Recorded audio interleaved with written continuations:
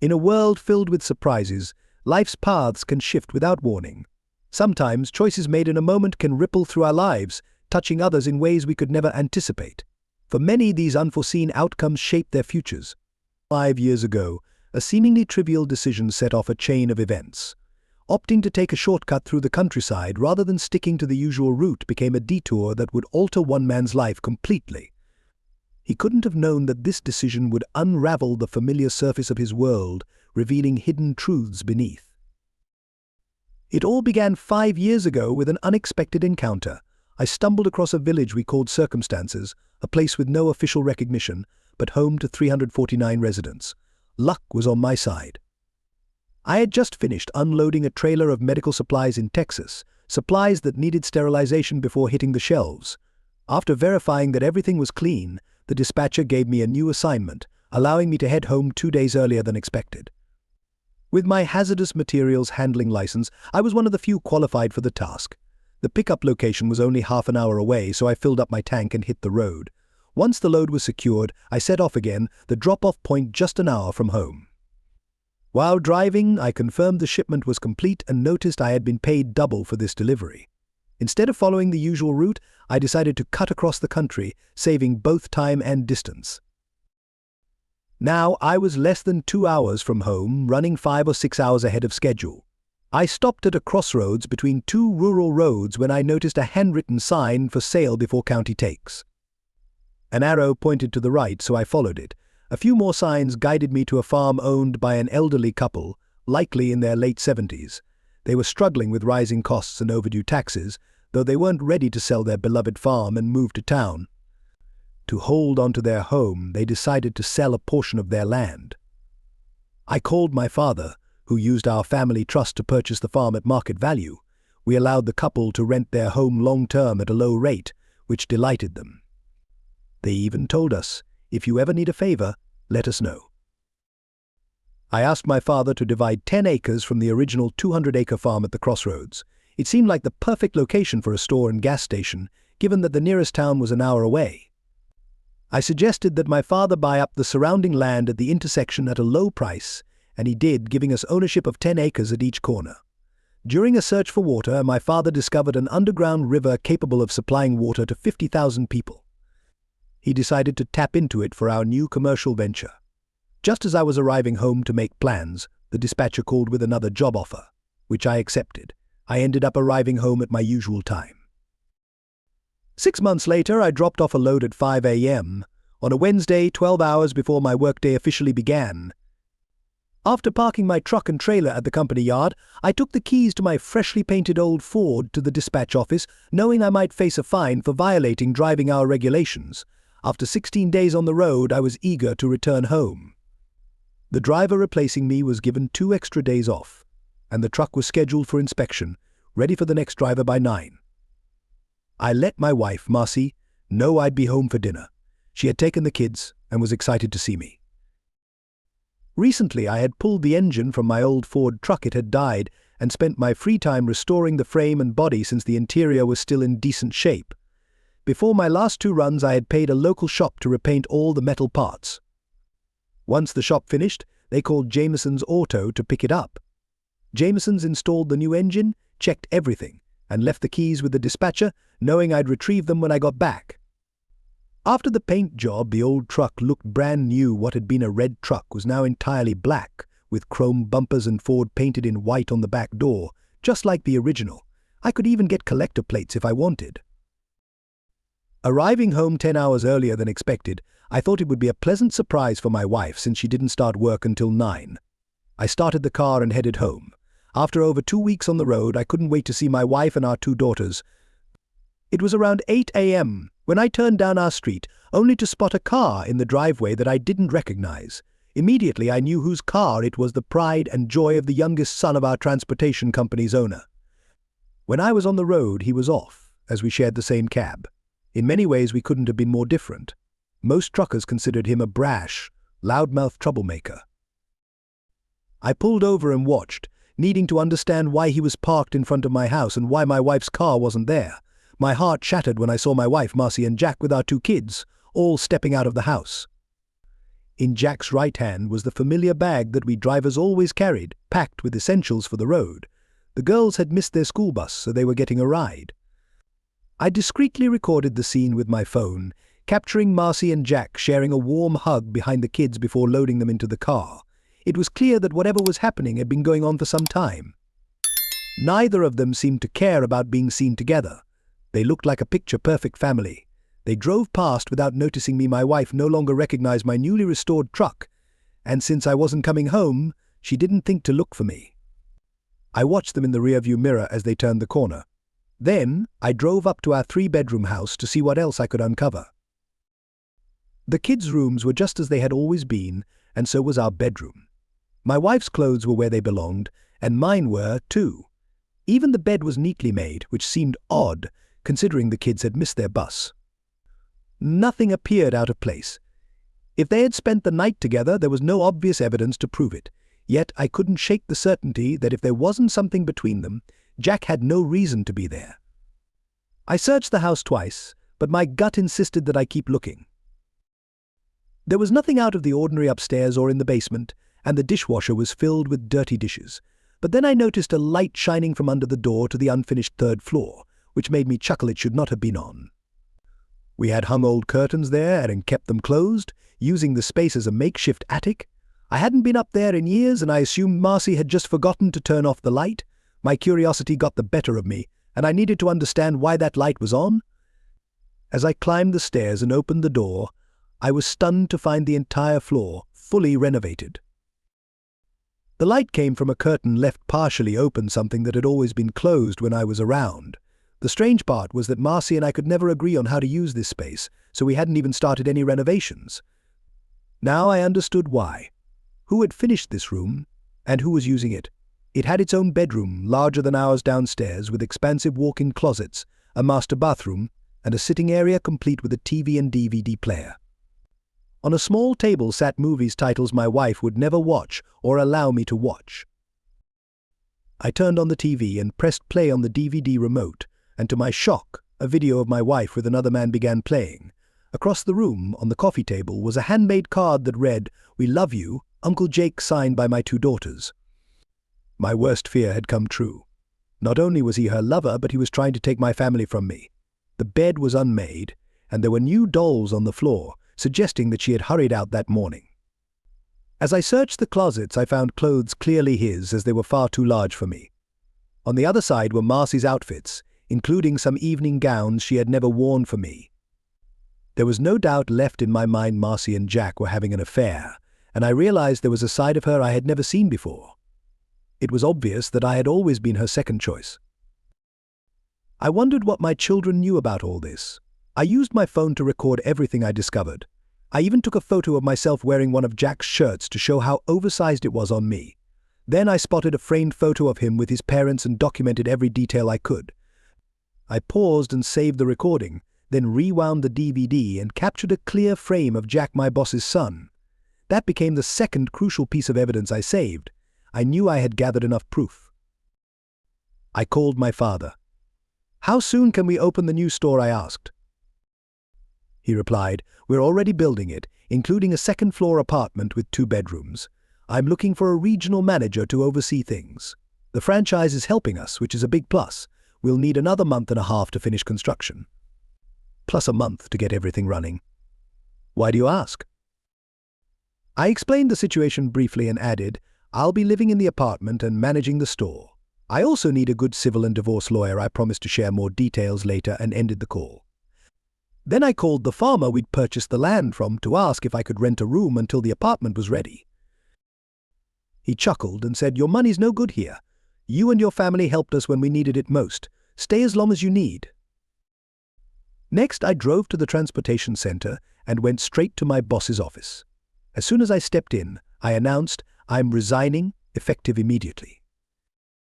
Jace Reading, my boss, looked puzzled. "What? Why? You've always been one of our most reliable drivers." I didn't want to get into details, but I knew I had to. I pulled out my phone and showed him the video I had taken on the 3rd floor of my house. Jace's face turned pale. "Where is this?" he asked. "That's my home, my 3rd floor. which wasn't supposed to be finished, I replied, my voice unsteady. I watched his expression shift from disbelief to anger. What the hell is this, he muttered, staring at the screen. I played the video again, this time showing Jack with Marcy. Jace, a devout Christian, sat in silence, his head in his hands. My God, that's disgusting, he whispered. Clearing my throat, I said, the woman in that video is my wife, Marcy. That's why I'm quitting, because of what your son did. For a moment, Jace was speechless. Then he looked up at me, his face filled with remorse. I had no idea, he murmured. I'm so sorry, Heath. I never imagined my son could do something like this. He paused, struggling for words, then added, I'll have the accountant cut you a final check and add $10,000 as a bonus. Please don't tell anyone about this, let me handle it. I nodded, but just before I could leave, Jace asked, are the kids his? The question caught me off guard. They resemble Marcy, but I don't think so. I doubt the affair has been going on that long, I answered softly. But you could ask Jack to take a DNA test. Jace looked devastated. I will. Just please keep this quiet until I can speak with him. He's my son, but I don't approve of what he's done. I don't know what to do. I stood there, unsure how to respond, then finally said, I'm sorry too, but I need to focus on getting custody of my daughters. That's my priority. As I turned to leave, Jace called after me. When Jack gets back in 2 weeks, he's out. I've heard rumors about his affairs before, but I never had proof until now. I never thought it would be with one of my employees' wives. I left Jace's office feeling a mix of relief and fury. Everything had spiraled out of control so quickly, and I knew there was still a lot left to deal with. Even though I wanted to run from it all, I understood that I had to face what was coming. After cashing my check, emptying our joint accounts, and settling the bill at Jameson's Auto, I drove to my daughter's elementary school. I asked to speak with the school counselor, Miss Connor.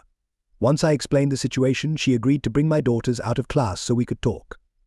When they saw me, their faces lit up with joy, but that happiness quickly faded when they sensed my seriousness. Girls, I need to talk to you about something important, I began. They looked at me, confused. Miss Connor started to leave, but I stopped her. It's best if you stay, I said. I don't want anyone thinking I'm influencing them. Linda, my eldest, spoke first. What's going on, Dad? She asked. Taking a deep breath, I replied, I want to know who Uncle Jack is and how long he's been staying with you. Linda and Lauren exchanged nervous looks before Linda answered hesitantly. He's a cousin of Mom's, she said. He moved back here a few years ago. And how long has he been living in our house? I asked. The girls hesitated before Lauren answered quietly. He's been renting the upstairs apartment for 3 years. Mom said it was a surprise for you. We didn't know you didn't know. Their words hit me hard. Girls, you need to understand, I said, trying to keep my voice steady. Uncle Jack isn't a cousin. He's been living with your mother because they're having an affair. Linda and Lauren turned pale as the truth sank in. What? Linda whispered. But Mom told us. I shook my head. I'm sorry, but it's true. That's why I'm divorcing her. Miss Connor, who had been listening quietly, stepped forward. Girls, your father is telling the truth. I've seen this happen before, and I'll be here to support you through it. Lauren began to cry, and Linda hugged her. Watching them try to process everything tore me apart all over again. Dad, what's going to happen to us? Linda asked, her voice shaking. I knelt down, holding their hands. I'm going to fight for custody, I said. But until I find a new job and get everything sorted out, you'll have to stay with your mom.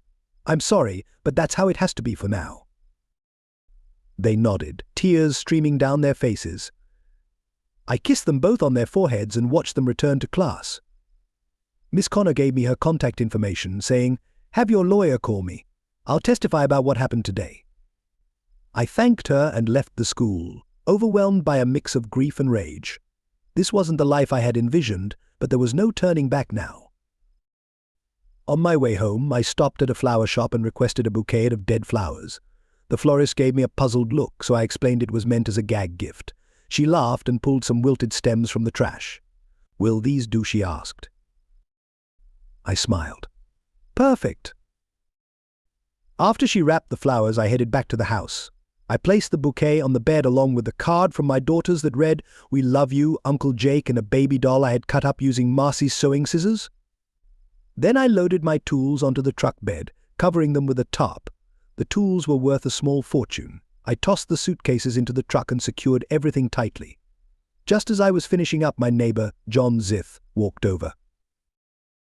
"I guess you didn't know about Marcy's second husband?" He said. I looked at him, puzzled. "Second husband?" "In a common law marriage," John clarified. "It's been going on for at least 3 years. We all thought you knew. We assumed you and Jack had some sort of arrangement."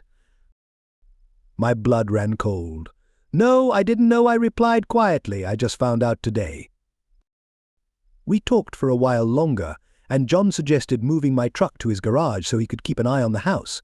I agreed, and as night fell, I watched from John's garage as my wife of 13 years pulled into the driveway, completely unaware of what awaited her inside. Using binoculars, I saw Marcy head straight to the bedroom. She smiled when she saw the bouquet of dead flowers, thinking they were from Jack. But her smile vanished when she picked up the card addressed to Uncle Jack and saw the dismembered baby doll on the bed. Her face turned white with panic as she tried to make sense of what I had done. She hadn't yet realized that I knew everything. Just then, my daughters got off the school bus and walked to the front door. "Lauren texted me, Dad, don't answer the phone. We want you to hear what we say to Mom," I explained the situation to John, and we set up the speakerphone so we could listen in together. The girls went straight to their mother's room, where she was still struggling to comprehend my actions. She hadn't yet grasped the message behind my gesture. After greeting their mother, my daughters began to speak. "Dad called us out of class today because he wanted to talk to us alone," Linda started. I could see from Marcy's expression that she was fully attentive now. "We met with the school counselor, Miss Connor. We were confused about why he was there, especially since you told us he wouldn't be home until 6, Lauren added. That's when he asked Miss Connor to stay. The first thing he asked was who Uncle Jack is, and how long he's been part of the family," Linda continued. "I told him you said Jack was a distant cousin who moved back to the area." Marcy's face filled with fear as she realized who had left the messages on the bed. "Mom, Dad didn't know you had finished the 3rd floor while he was away. You told us it was a surprise for him," Lauren revealed. "Now we realize it wasn't," Linda added. "We kept your secret, thinking it was a surprise for Dad," Linda continued, "but he found out today," Lauren added. "Mom, you always taught us not to lie," Lauren said, her voice trembling, "but now we see that lying to the family seems to be okay for you." Marcy's tears began to flow as the reality unfolded before her. "Dad didn't know Uncle Jack had been renting the 3rd floor for over 3 years," Linda stated. "We told him that you never slept in the bed you and Dad shared when he was home. It was always made before you left for work, and we knew that wasn't normal," Lauren continued. Marcy's face turned ghostly white as her daughters unknowingly exposed her secrets, even down to the small details like the neatly made bed. "We told Dad that even though we never saw you with Uncle Jack, we often saw you coming downstairs from the 3rd floor in the mornings when he wasn't home," Lauren said. "Dad told us he's divorcing you because Jack isn't a cousin, he's your lover," Linda added. "He also said that you've been using him for years to support Jack's lifestyle and that everything you built was for yourself, not for the family. He said his life with you was a lie." Linda spoke firmly. "Dad said we have to stay with you until he finds a new job because he quit today, so he can fight for custody of us," she continued. Miss Connor explained that Daddy had no choice but to quit since the court wouldn't grant custody to a long-haul truck driver. After sharing this, Linda softened her tone. "After that, we went back to class," she added quietly. Marcy sat on the bed, tears streaming down her face, fully aware that everything the girls had said was true, with no way to refute it. Heath was taking all the right steps, preparing for the inevitable legal battle. As a social worker, Marcy knew exactly what aspects the state would examine during the court-ordered family assessment. "We broke down and Miss Connor had to take us out of class for the rest of the day," Linda continued softly. "She talked with us to help calm us down," Lauren added. "We also learned that when someone is unfaithful during marriage, it's called infidelity," Mom Lauren stated bluntly. "Miss Connor said it's the worst kind of betrayal in a marriage," Linda added. "You don't seem to care about that, or we wouldn't be having this conversation," she continued. Lauren spoke up, her voice unwavering. "Miss Connor also questioned why you thought you could live a double life with 2 husbands," Marcy whispered to herself. I don't have two husbands. I have one Heath and a lover, as if trying to convince herself of this reality. That's not how everyone else sees it, Mom, Linda shot back sharply. Heath had resolved that his self-respect demanded he file for divorce. To him, Marcy had used him for years, and now his daughters saw through her lies as well. Lauren and I talked about what you did, Mom, Linda said, her voice shaking. We think you must have hated not only Dad but us too. It's the only way we can understand why you kept doing this for so long. Miss Connor told us that if you truly loved our father, you would never have treated him this way, Lauren added, her voice breaking. Marcy was now sobbing uncontrollably, her whole body shaking. She never imagined her daughters would learn the truth like this and confront her so harshly. Before we got on the bus, Miss Connor asked if we were okay, Linda said. She even offered to take us home, but I told her we needed some time to talk things through. Lauren added, Miss Connor also said she'd testify about what she heard today if it's needed in court.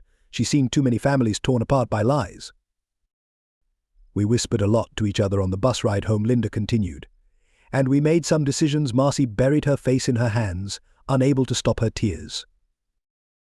Mom, we're 12 now, but in a year we'll be able to choose who we want to live with, Lauren said with determination. Miss Connor explained that when we turn 13 we can decide for ourselves. We've already decided, Linda stated resolutely. We want to live with Dad. We'll call Grandma and ask her to take us in, Lauren added. I'm sure she and Grandpa will let us stay with them until Dad has everything sorted out. That way you and Jack can have the house to yourselves, she finished, standing up. Come on, Linda. Let's go call Grandma and pack our things, Lauren said, pulling her sister along. Before leaving, Linda turned back to her mother with a final question. Mom, are you trying to get us close to Uncle Jack so we'll accept him as your second husband, she asked directly. Because that's exactly how it feels. Marcy was devastated, unable to respond as her daughters confronted her with the truth. All she could do was watch as they went downstairs to call their grandmother.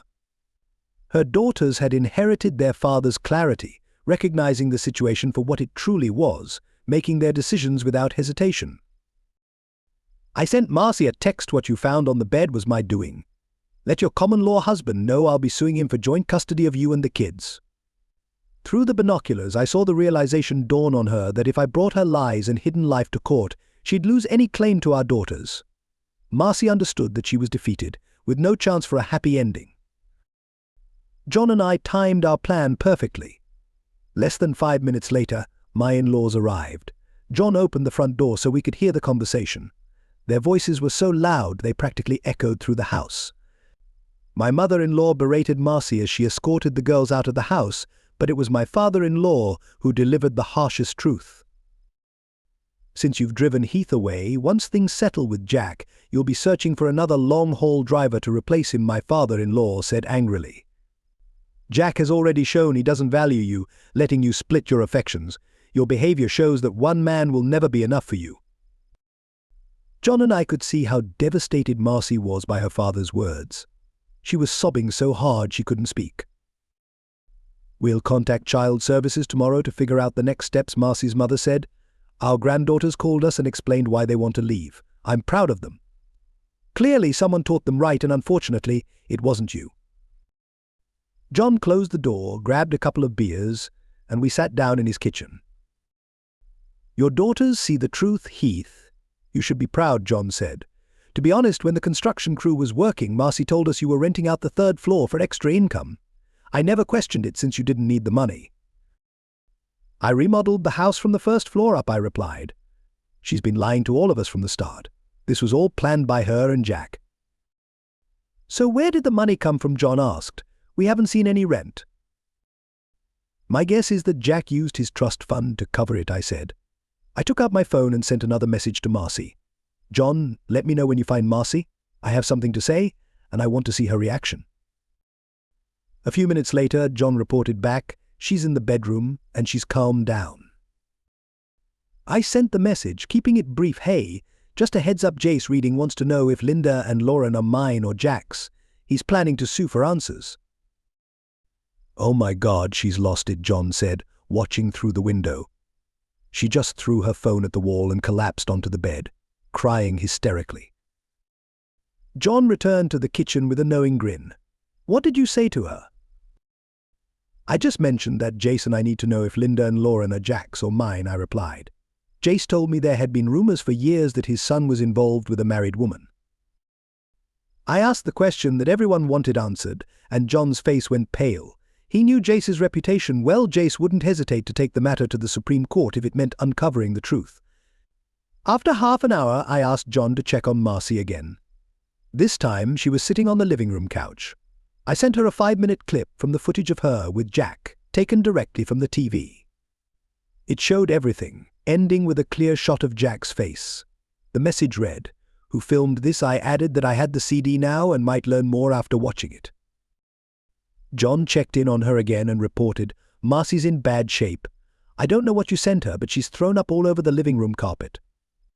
By 5 a.m., John had sent out the message I had prepared the day before to all our acquaintances, friends, and even those who were no longer friendly. The message read, "This is what I showed Jace reading when he asked why I had to leave." It included the second video, filmed in the same bedroom, suggesting that someone else had helped with the recording. Neighbors openly referred to Jack reading as Marcy's second husband, and Marcy had even told them that I had agreed to the arrangement. That was a lie I only found out yesterday and planned to file for divorce and sue Jack. The day wasn't starting well for most people. I pulled into a truck stop just outside town, ordered a hearty breakfast, and sat down to eat. From my booth, I could see my truck parked outside. As I sipped my hot coffee, Marcy's younger sister, Maureen, approached. "Heath, no man deserves what you've been through," she said, sliding into the seat across from me.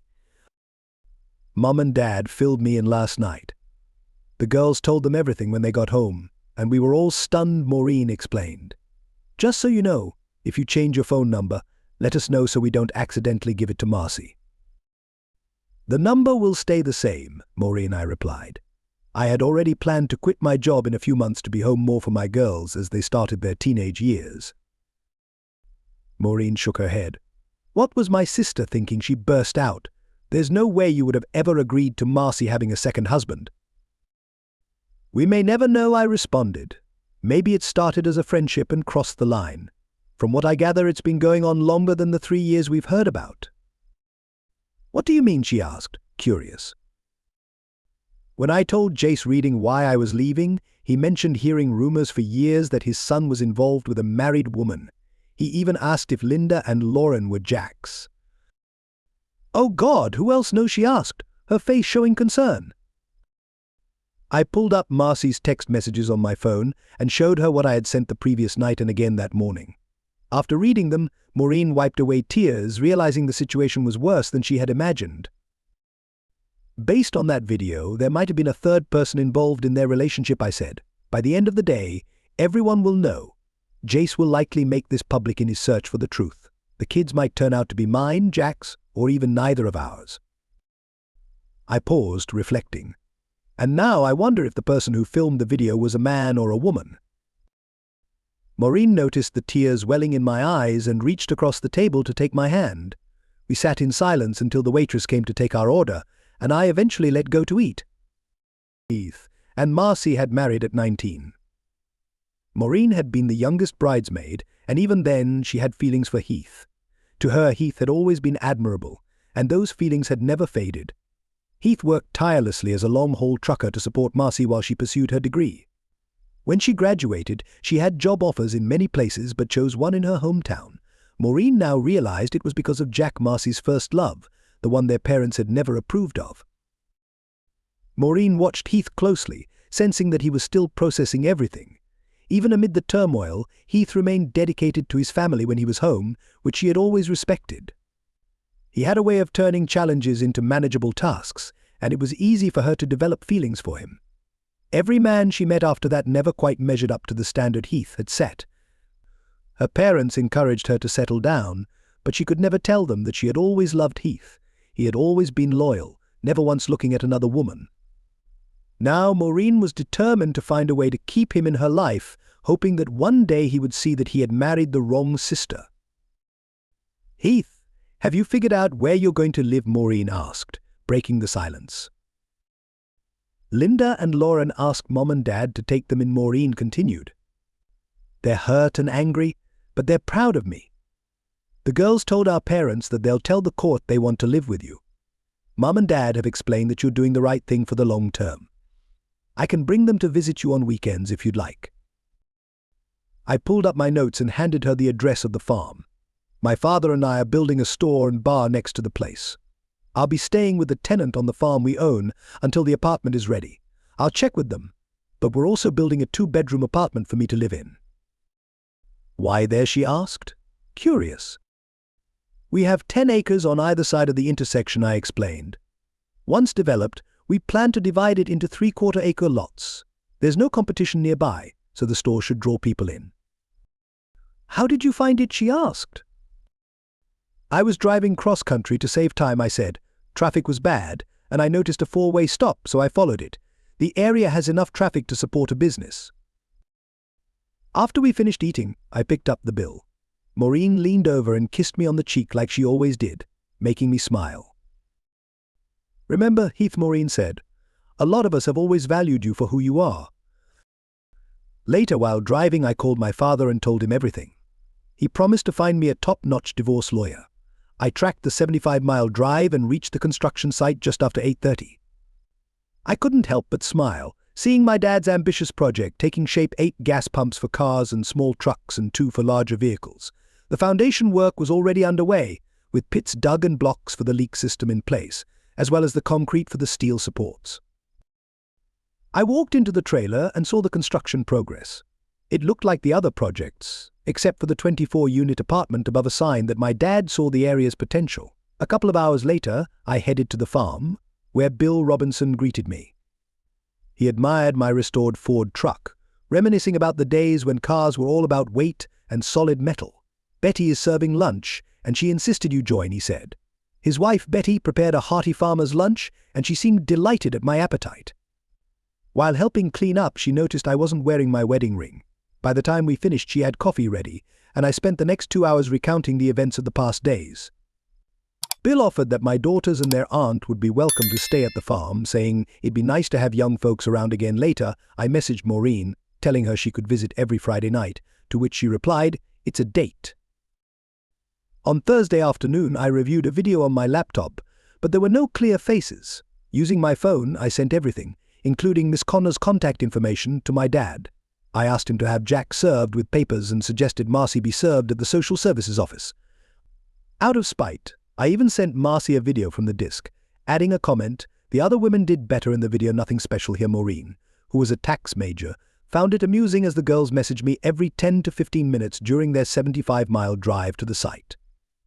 When they arrived, they sent a final message before running into my arms. Bill introduced Betty to everyone, and the girls adored the room she had prepared for them. Bill gave them a tour while Betty finished cooking. After dinner, I helped clean up with the girls, and Betty watched as we washed the dishes together. Bill told the girls about the swings, the swimming pond, and the bikes they could try out. I had been worried about how they'd spend their time, but Bill and Betty seemed to have everything covered. Once the kids went to bed, Maureen and I talked. Heath, these past few days have been a whirlwind. Jack was someone Marcy secretly dated when we were younger, she revealed. They've been involved for a long time. That explains a lot, I said. I was the safe option. Jack had that wild side Marcy was drawn to, but he took advantage of it, leaving her with problems she didn't deserve. Mum and Dad spoke with Child Services, Maureen continued. If you sign a permission form, they can keep the girls until you find a place. They also interviewed the kids and concluded Marcy wouldn't qualify for foster care due to her lifestyle. Maureen noticed I was on the verge of tears, but when I asked her to leave, she stayed by my side anyway. Meanwhile, Marcy sat alone at the kitchen table, reflecting on how her life had changed so quickly. Thursday had been quiet, but now everything was different. Jace Reading had shown up at her workplace, demanding a DNA test to confirm if he was the father of her daughters. It had been so long since their conception that her memory was hazy. Heath had warned her about the looming legal battles, but she dismissed it as mere anger. What really shocked her was the message Heath sent to their friends and family. Marcy had never considered Jack her second husband, but her lawyer explained that under common law, he had similar rights. Heath's lawsuit against Jack seemed poised for success, and the only question now was how much he could win. The lawyer pointed out that if Marcy had proof of collecting rent for the past 3 years, it might have helped her case, but with no such evidence, Jack appeared to be living off her. The real shock came at the end of the day when Marcy's supervisor called her in. "Marcy, last Thursday after hours you met with Mr. and Mrs. Rubenstein to discuss a custody matter. They were looking for guidance on what to do about the kids. I told them that without the father's involvement, they could act as temporary guardians, the supervisor said. I know they're your parents. I can't fire you, but I'll transfer you as soon as possible. You'll be moved to an office role because your credibility here is compromised." Marcy sat silently, realizing her decisions had led to this downfall. Everything was unraveling, and the consequences were far worse than she had anticipated. Saturday was a whirlwind. Linda and Lauren were eager for adventure, and it was a delight to see Bill teaching them how to ride the small bikes. Within 2 hours they were riding confidently, but Bill eventually called it a day, warning them they'd feel sore the next morning. Seeing them sweating, he suggested a dip in the pond. Meanwhile, Betty and Maureen began dinner prep, with the girls helping in the kitchen by peeling onions and potatoes. Bill and I set up the grill for the steaks, and we enjoyed dinner outdoors at the picnic table, completely unplugged from phones and TV. The twins, worn out from the day's activities, went to bed early, while the rest of us played cards and sipped beer into the evening. On Sunday afternoon, Maureen drove the girls back home. I had already prepared a certified letter signed by Bill and Betty, granting them temporary guardianship. On Monday morning, Mr. Rubenstein called to thank me after delivering the letter, which confirmed their legal guardianship. As we dug deeper into Marcy and Jack's past, I learned more details. That Friday, Jack was served divorce papers while picking up medical equipment in Austin, Texas, and Marcy received hers the same morning at the social services office. Maureen texted me asking for my waist size so we could swim with the kids. I replied. 34 inches later, while taking an evening walk, I received a message from Marcy, "Have you calmed down enough to talk?" I answered, "There's nothing left to discuss. Maureen told me everything from your secret meetings with Jack to now. I still wonder, was he always the one? If so, why did you marry me?" Unsurprisingly, she didn't reply. When Maureen arrived with the kids, the air was filled with excitement. She looked radiant, and her smile was infectious as the girls hugged me. They quietly asked if they could call Bill and Betty grandparents. I assured them it was fine as long as Bill and Betty agreed. As the kids rushed to greet their new grandparents, Maureen surprised me with a kiss. I smiled and turned our attention back to the girls as they asked, "Can we call you grandparents?" Betty's tears flowed as she responded, thrilled by their request. We later learned that she and Bill had never been able to have children, and hearing my daughters call them grandparents fulfilled a dream they thought they'd never experience. After dinner, I told Maureen that both Marcy and Jack had officially been served with the legal papers. I showed Maureen Marcy's last message and my reply. "You know my sister can't face the truth about herself," Maureen said softly. "Enough about her," I responded. "When are you going to find a man who loves you like you deserve?" Maureen smiled. "I've already found him, but getting him to realize it is the tricky part." The next morning, Bill and I were up early sipping coffee outside. Bill began, "Betty is my second wife. My first did to me what Marcy did to you." I was surprised. "Why tell me this?" I asked. "Don't let your anger blind you to what's right in front of you," he advised. "Maureen's been here for you the whole time. When you're ready, ask yourself why I started to piece things together. Could Maureen want more than just friendship?" "Bill, how did you know Betty was interested in you?" I inquired. He chuckled. "A cast-iron skillet. She caught a girl flirting with me and wasn't having it. We didn't have kids, so we fostered for a while." Our conversation wrapped up as the household woke. The twins spent hours riding the small bikes until Bill called for a break. "Enough, girls. Go take a swim in the pond." Betty and Maureen brought out chairs, and we watched as the girls splashed around with a beach ball. Later, heading inside, Betty grinned at Maureen. "Things are shaping up the way you hoped," she teased. Maureen blushed. "Not yet, but I'm working on it," she replied with a wink. Bill laughed, sharing with the twins how he and Betty had met. After dinner, the twins, exhausted from the day's activities, went to bed early. I relaxed on the porch swing when Maureen joined me. I put my arm around her, and she leaned in close. "Mum figured it out," Maureen said quietly. "Figured what out?" I asked. "That I'm happier than I've been in years. I couldn't hide it when I brought the twins home," she explained. How did she take it? She asked if something was happening between us. I told her, not yet. Then she asked how long I'd been in love with you. And I was taken aback. Since the summer you married Marcy, she confessed softly. That long? And I never knew I was surprised. I expected a lecture, but instead she said if it worked out she'd get Dad on board. I smiled at that. Looks like your mum's rooting for you. Maureen laughed. She's just grateful her sister finally got what she deserved. On Sunday, I kissed Maureen goodbye as she was leaving. Linda and Lauren whispered among themselves before Lauren spoke up. Dad, Aunt Maureen has loved you for years, she said. Linda added, it took what Mom did for you to see it. Their insight left me speechless. As Maureen drove off, I pondered their words. Bill approached me. Let's take a walk, he suggested. We crossed a small bridge to a beautiful spot on the land. Bill gestured to it. This would be a perfect place for a house.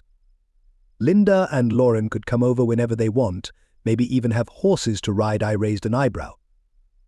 Whose idea was this?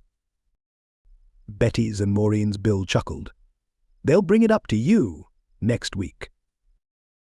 Early Monday morning, I received a call from Klaus Rubenstein. Jace Reading had secured a court order for a DNA test on Linda and Lauren. Klaus was stunned when I explained the possible paternity issue. He had assumed Marcy had only been with Jack for the past 3 years. Furious after learning the truth, Jace confronted his daughter at social services, declaring, as far as I'm concerned, you're dead to me. Later, my mother-in-law told me that Miss Connor had provided a notarized statement for my lawyer and that Jack would return to town on Wednesday. She offered for me to stay with them, but I opted to stay with John Zith instead. Bill lent me his car to stay under the radar, and I let him use my truck for the day. On Tuesday evening, I arrived at John's house. He handed me a pair of binoculars and revealed that Jack's older brother had been making frequent visits to Marcy's house. I then called Jace and urged him to come over, saying he needed to see something for himself. When he arrived, I gave him the key to my house and suggested he check out the 3rd floor. Moments later, we heard a gunshot. John and I immediately called 911. As police arrived, we watched as Jack was taken away in handcuffs and Jace was carried out on a stretcher, having been shot in the shoulder. Jack had mistaken Jace for an intruder and fired at him. The whole scene felt surreal. Marcy, now dressed, was led away in handcuffs, her face pale with shame. John shook his head in disbelief. Can you believe she was involved with both brothers? He asked. I knew there was someone else, but not this, I sighed. Jace didn't deserve this. None of them did, John added. By the end of the night, Jace was in an ambulance. Jack faced charges for attempted manslaughter, and I was caught between a sense of vindication and sadness. The next morning, I met with Klaus, who was already on his porch with coffee. This whole situation with Jace and Jack is more than I expected, he said. I nodded, filling him in on all the details. His wife, Rosa, joined us just as shocked. Later, I picked up Linda and Lauren from school. They were thrilled to see me but sensed that something was wrong. We spent the afternoon with Klaus and Rosa, trying to keep things as normal as possible for the girls. On Wednesday, when Jack returned to town, things escalated as expected. I called John, asking him to keep an eye on my house, knowing Jack's temper could easily get out of hand. John agreed, and I prepared myself for whatever might come next. Morn had just wrapped up her workday when her secretary walked into her office with a curious expression. There's a man here with a dozen red roses, she said. He wants to know if you're free for dinner. Morn looked puzzled, unsure who it might be. But when she stepped outside and saw me standing there, her face softened and her eyes filled with tears. We both knew in that instant that our relationship was about to change. We had dinner at Outback Steakhouse, sharing a blooming onion and cocktails. We talked about the kids, the turmoil of the last few months, and what the future might hold. Although the conversation stayed light, there was an unspoken understanding between us. Something new was unfolding. As dinner concluded, I received a call from John with news I had feared. Jack had returned home before Marcy and was waiting for her, already drunk and increasingly angry. With his father in the hospital, his brother in jail, and his job gone, he blamed everything on Marcy. He was armed when she walked through the door. A neighbor heard the gunshots and called the police. Marcy was taken to the hospital in critical condition. The news hit me hard, and I shared it with Morn, who immediately contacted her parents. We rushed to the hospital, but 6 hours later we were informed that Marcy had died on the operating table. The internal bleeding was too severe for the doctors to save her. Telling Linda and Lauren about their mother's death was the hardest thing I've ever had to do. Claus and I decided to keep the casket closed for the funeral. The girls were devastated, and the weight of the loss was evident in their grief. As we watched the burial, Claus pulled me aside. "Heath, there's no biological connection between Jace Reading and the girls," he said softly. "But more importantly, how long has Morn been in love with you?" His question took me by surprise. "Since the summer Marcy and I got married, according to her," I replied. Claus smiled gently. "Did she mention that her sister left me over 35 years ago?" "I'm grateful for that every day. If things work out between you and Morn, you have my full support." At that moment I began to see a way forward. It wasn't an ending, but a new beginning. And though the past was still heavy, the thought of rebuilding gave me hope. 5 years have passed since that day. I watched Linda and Lauren waiting for the bus each morning, their faces full of energy and joy. Morn, now my wife, is busy with our 2 preschool-aged children. Bill and Betty have become their beloved honorary grandparents. The gas station and store that Bill and I built have grown into the heart of our small community, and we even have our own post office. On warm days I walk to work from the house we built by the pond.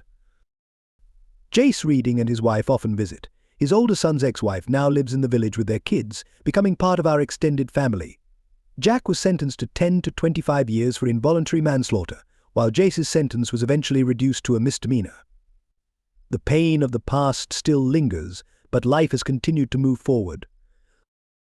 As for the name of our village, it came from a sign Bill made that read, "We're all here," because of circumstances which he placed at the 4 corners of the intersection where our town began.